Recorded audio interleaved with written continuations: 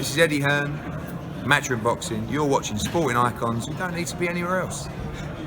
Now, for those of you who only really watch boxing, but not so much with football, you'll understand if you come back in a couple of hours and look at the comment section of this particular video, you will see that people have a whole world of opinions more in football than what they do in boxing, and a lot of them aggressive as well. Okay, and you'll see that as time goes on if you keep on checking the comment section of this video, and you'll see the complete polar opposites to boxing. If you think boxing bias and fanboyism is ripe in boxing, you'll see that in this one with football.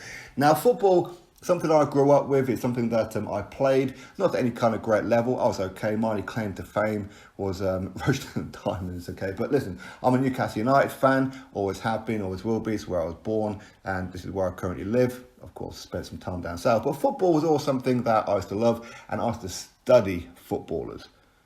I used to have charts, I used to have videotape, I used to go out in the garden and try certain moves that certain footballers would do, and I was okay for some, others I failed miserably at. But when it comes to football history, I know more about football history than what I do about boxing history. Yes, this is a boxing channel. And although today I couldn't tell you too much about who's who in football, because boxing has just consumed me. I mean, I'm a Newcastle United fan, but to be brutally honest, I couldn't name you the starting 11 for Newcastle United. It's been a couple of years since I really properly looked. Of course, I know some of them, but I couldn't really name you the first 11. But football history, I knew a lot of. I used to study these guys and be fascinated by them. I was obsessed with them. So in this video, I want to give you my starting 11 all-time football team. Of course, retired footballers, okay? So we're not putting in the likes of Cristiano Ronaldo, Lionel Messi, etc. And as much as I would love to be biased and put in some of the greats of Newcastle United, like Alan Shearer, Peter Beardsley, Paul Gascoigne, Jackie Milburn, Malcolm McDonald, all like these kind of guys, no, I look at it from the overall, and everybody's going to have a difference of opinion, and this is where arguments are going to start. So on your screen right now, you will see my starting 11. Plus 5 substitutes. So please put in yours in the comment section below as to who you think should be the starting 11, and of course 5 substitutes. Now, for those of you who don't really watch football, especially if you're from America, I know how it's going to feel. You're looking at this the same way that I would look at it if you showed me an NFL draft of all time. I wouldn't know what the hell I'm looking at. So again, I do apologise. And for anybody who's coming out with the comments, it's supposed to be a boxing channel. Yes, it is a boxing channel, but from time to time, I can do this. If I want to talk about the weather, I can. You don't have to click this video, all right? It is what it is. So, the goalkeeper, Pat Jennings, Northern Ireland, and of course, Arsenal and Tottenham goalkeeping legend. Played for a hell of a long time. I mean, unfortunately for him, Northern Ireland didn't do too much in the football era, but it is what it is, okay? He was outstanding, in my opinion. I've watched so many goalkeepers and studied so many of them. For me, Pat Jennings just about edges it. Now, I know, again, if you're English, the bias, you have to say Gordon Banks, right? If you're from a different country, you may say that. But for me, Pat Jennings was always the one. Of course, this is way before my time. My era was from 1990 up to 96, 97, something like that. That's where I was really obsessed with football. And pretty much anything previous to that is pretty much history to me. All right? So Pat Jennings, I watched old videotapes of him. Of course, people around me who used to watch Pat Jennings would always tell me certain things about him. And I agree. I think that Pat Jennings, in my opinion, is the greatest goalkeeper of all time. Now, of course, we'll get onto Gordon Banks and everything in a second when I come around to the substitutes. Now, some of these players, you can see I don't have them in their natural playing position, such as Franco Baresi. On this one, we've got him as right back, but he can play across any 4 of those positions, including sweeper, and of course can move into midfield as well. But I had to put Baresi in there because he's just an outstanding defender. Most known for Italy, and of course with AC Milan. But for Italy, he won the World Cup in, I want to say, 82, I want to guess. And I think he got a runners-up medal as well. I'm not too sure. But outstanding talent, Franco Baresi. So for me, he should be in the all-time greatest team of defenders, that's for sure. The late, great Bobby Moore. 1966 World Cup. And of course, for West Ham, absolute legend as well. Outstanding defensive talent. And I remember some video footage of Pele saying that Bobby Moore was very, very difficult to get past. He was that good that if you try and get past him, he would just do something tricky with his feet and just block you in your trap, or just trap you. And if you did manage to get behind him, then he's taking your legs away. All right, he'll do something that makes it very, very difficult for players to get past to have a clean shot on goal. Bobby Moore in his prime was outstanding, as was Franz Beckenbauer. Again, he played against Bobby Moore in 1966. So, of course, Beckenbauer, he got the runners-up medal in 66, but then won it again in, was it 70? I think it was, I'm not too sure. But Franz Beckenbauer, a legend of German football. Of course, he won the World Cup as manager as well for Germany. But very, very well known for Bayern Munich.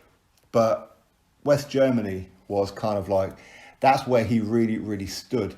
And he created so much stuff that even current footballers, current defenders use now. He pretty much invented the whole sweeper system.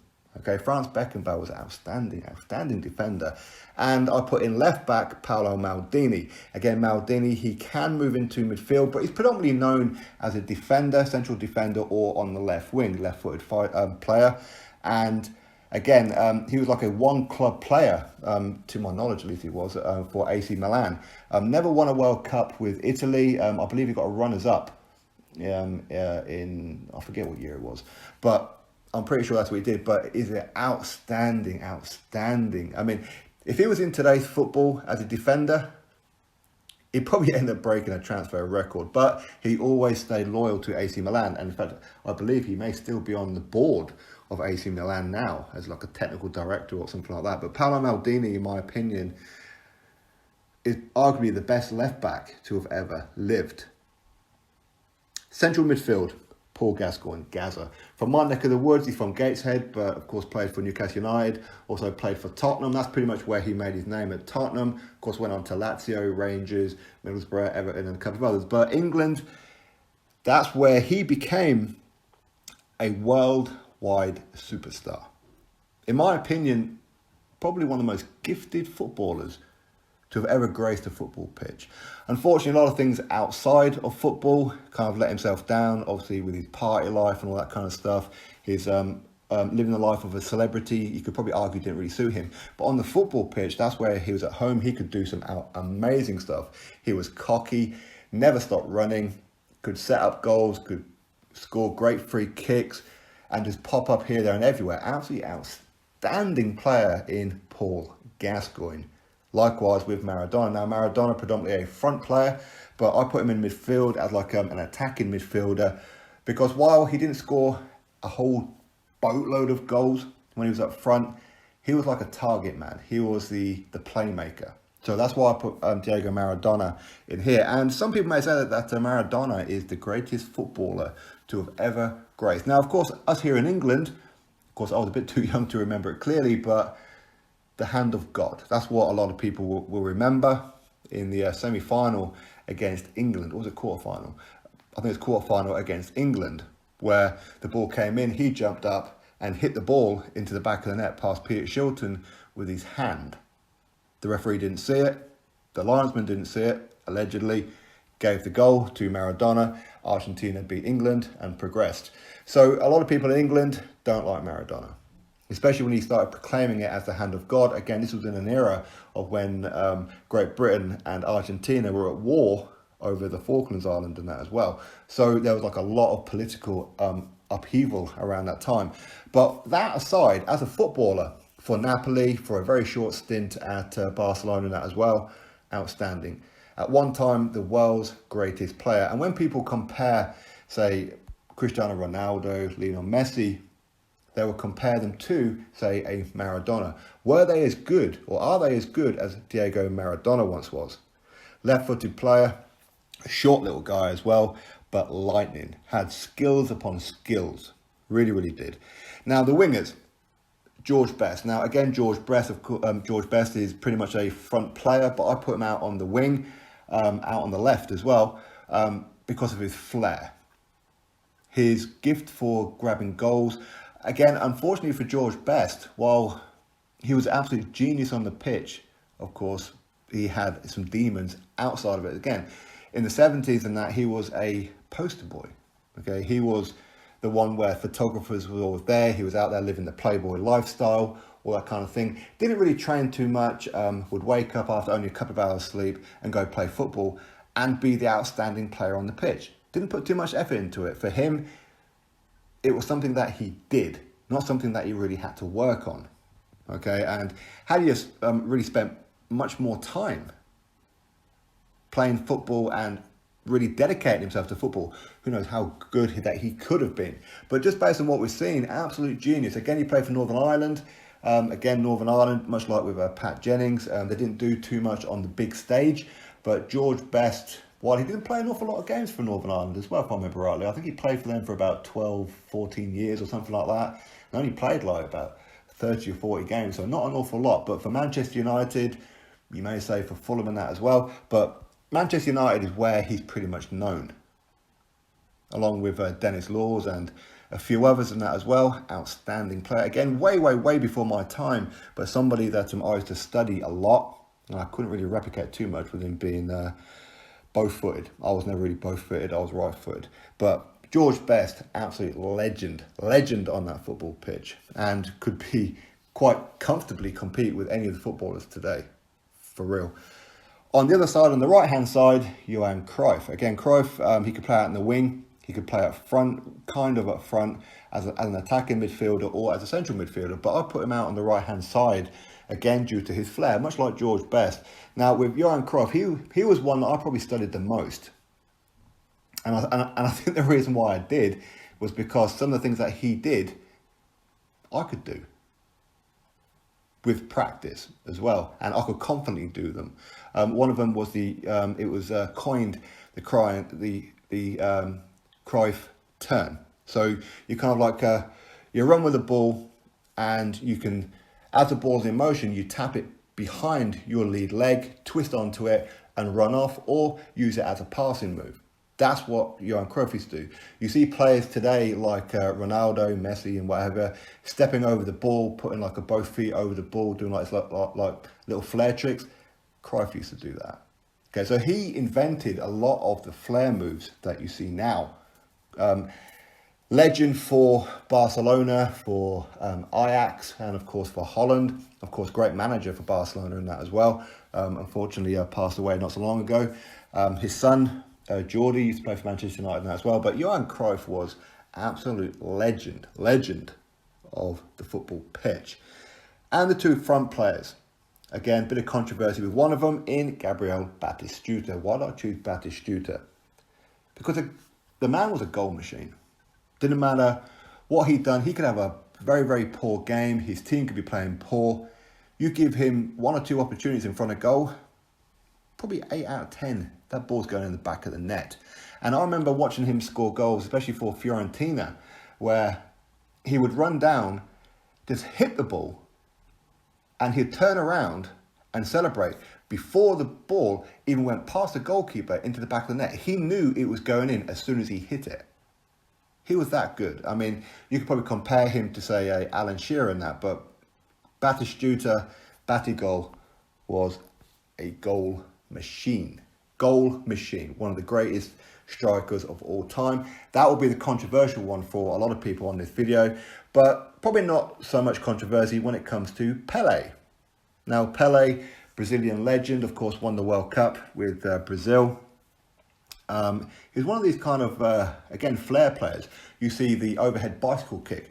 That's something that I used to practice, and I just couldn't get it. I'd miss the ball, or I'd land funny and wind myself. So the best way I could do it was turn so the ball wasn't too far off the ground and do it that way. So my hands were pretty much on the ground as I was doing it. Then I could kick it over my head, but I couldn't spring up in the air and bicycle kick the damn ball in the direction that I wanted it to do. If I did hit the ball, it would probably shoot up straight up in the air or go completely somewhere else. I couldn't really do it. But Pelé, again, he coined that move, as he did with quite a few other ones as well. He grew up in Brazil, of course. kicking an orange around the streets. That's what Pele did. And I used to watch Pele do some outrageous moves. Just leave defenders for dead. Score some spectacular goals. Again, a goal machine. Didn't matter if his team was playing poor, he would pop out with the goods. That's what he'd done. Pele, arguably the greatest footballer to have ever lived. Now, the substitutes, Gordon Banks, goalkeeper, of course, part of the 1966 England World Cup team, and a great player for Leicester, and I believe the other one was Stoke, if I remember rightly. So Gordon Banks, again, even like the likes of Pele said that he was very difficult to score goals past. He was like a cat in there. Again, he was part of the era that goalkeepers used to not wear gloves at times and that as well. Okay, so he was a cat. Many times the ball looked like it was going up into the top left-hand or top right-hand corner, and he would just get a fingertip and just push it over. Gordon Banks was an outstanding goalkeeper. Other considerations for goalkeepers, of course, you've got to look at the likes of Peter Schmeichel, outstanding goalkeeper in himself, Fabian Barthez, and the list goes on. But for me, I think Pat Jennings, number 1, and number 2 is Gordon Banks. Again, just my opinion. Now, I've got a defender on the substitute bench in a left-sided defender, left-footed defender, excellent free kick taker. He used to take free kicks from really far outside of the area with his left foot, and the ball would shoot one direction and then suddenly curve its way in. It's unbelievable how Roberto Carlos used to take free kicks. Again, I could never replicate that. But as a defender, very good, excellent at going forward as well. Again, he was one of the defenders that made it almost compulsory, if you're a left back or a right back, to run forward from time to time, replace the winger if necessary at times. Roberto Carlos, absolute genius for Brazil, where he won the World Cup as well, and of course for Real Madrid. Now, I believe he played for, I forget who else he played for actually, but either way, Real Madrid was pretty much the one that he was most famous for. Midfielder on the bench, Zinedine Zidane. Genius player, absolute genius. For France, again, won the World Cup, got runners up in that as well. And for Juventus, outstanding player. Barcelona, outstanding player. I believe he's currently manager of Barcelona now as well. Zidane was just a general in midfield. Other ones that were for potential consideration, of course, you look at the likes of Luis Figo, who of course was his tag team partner there as well. You've got to look at, say, a Beckham. You've got to look at maybe a Paul Scholes and so many other players out there. But for me, I think Zinedine Zidane is one of the best midfielders to have ever lived. Midfielder, attacking striker, Marco van Basten. For Ajax, for AC Milan, and of course Holland. I believe he won the European Cup with Holland as well. But as club, he was fantastic. Now, I remember one goal that he scored, and unfortunately, it was against England when he played for Holland, where he was on the touchline, in line with the goal, but quite far away, and he hit it, and the ball just went out one direction and then just spun in and went into the goal. I don't quite know how the hell he'd done it. Again, that's one of the things that I tried to replicate many times. I just couldn't really get the hang of it too much, where you kind of like hit it with the outside of the foot, which I was okay with, but I couldn't get it to do what Marco van Basten done. And he was an outstanding player, great goal scorer as well. I think he's a manager of some football team now, but I forget who. It may be like Feyenoord or something, I don't know. And of course, the other striker in Romario. Now, he was one cheeky SOB, that's for sure. When he played for Barcelona, he was only there for a couple of years, but he kind of fell out with a lot of the team of Barcelona. Remember, Barcelona have a team full of world-class players, and when Romario was there, he said that I can kick a ball better than any of these players here at Barcelona can throw it. That he was better with his feet than anybody at Barcelona could do with their hand. That's how damn cheeky he was. But World Cup winner, goal machine. I don't think that he really dedicated himself enough to kind of like one team. He did float around and went all around the world for a little while, playing bits and bobs here. But Romario, for me, outstanding goal machine. Again, you could look at other ones, potentially like his teammates, of his countrymen in Ronaldo. He was a consideration, plus many other strikers were considerations as well. Ronaldinho was a consideration, but for me, Romario was the one that I chose. So there you have it. The first 11, Pat Jennings as goalkeeper. The back four of Franco Baresi, Bobby Moore, Franz Beckenbauer, Paolo Maldini. The four across the midfield, Johan Cruyff, Paul Gascoigne, Diego Maradona, and George Best. Two front guys, Pele and Batistuta. Substitutes, Gordon Banks, Roberto Carlos, Zinedine Zidane, Marco van Basten, and Romario. Drop your 11 plus your 5 substitutes in the comment section below, and let's see what they look like. Drop your thoughts below. Click thumbs up, subscribe, catch you all on the next video.